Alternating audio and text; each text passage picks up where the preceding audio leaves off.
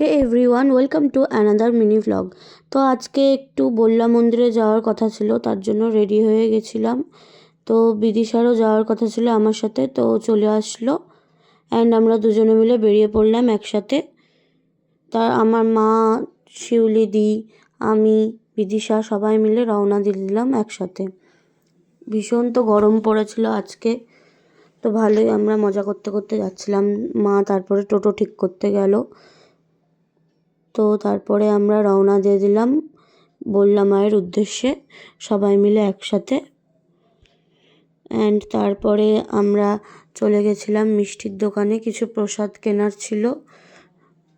তারপরে বিদিশা আর আমার মা এত গল্প করছে কি বলবো। মা তো আমার নামে যা নয় তাই বলেই যাচ্ছে, আমার মনে পড়ছে না এখন কি বলছিল। তো আমি সব মেনে নিচ্ছিলাম, হ্যাঁ হ্যাঁ ঠিকই বলেছো, হ্যাঁ আমি এটাই করেছি, সবই মেনে নিচ্ছিলাম। মা আর বিদিশা ভালোই গল্প করছিল একসাথে। তারপরে একটা ভীষণ সুন্দর ব্রিজ পড়েছিল অ্যান্ড দেখতে খুব সুন্দর লাগছিল। তারপরে আমি বলছিলাম চলে এসেছি ভাইরাল তাল গাছের এখানে, কারণ সবাই প্রায় এখানে আসে বল্লা যাবার সময় পরে।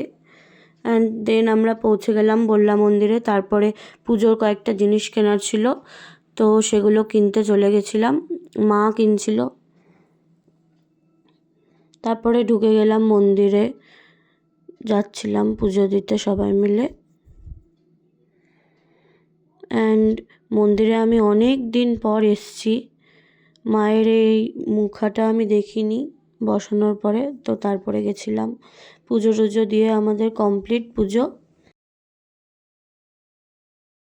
দেন আমাদের সাডেনলি প্ল্যান হলো বোয়ালদার জগন্নাথ মন্দিরে যাওয়ার, তো তার জন্যই চলে গেছিলাম। অ্যান্ড মন্দিরটা অপূর্ব লাগে, গিয়েই জগন্নাথ দেবের দর্শন করে নিলাম। তারপরে গোশালায় চলে গেছিলাম গোমাতাকে দর্শন করতে, দেন শিব ঠাকুর দর্শন করে মন্দিরটা দেখছিলাম। ভীষণ প্রিয় একটা জায়গা আমার, খুব ভালো লাগে এই মন্দিরটা।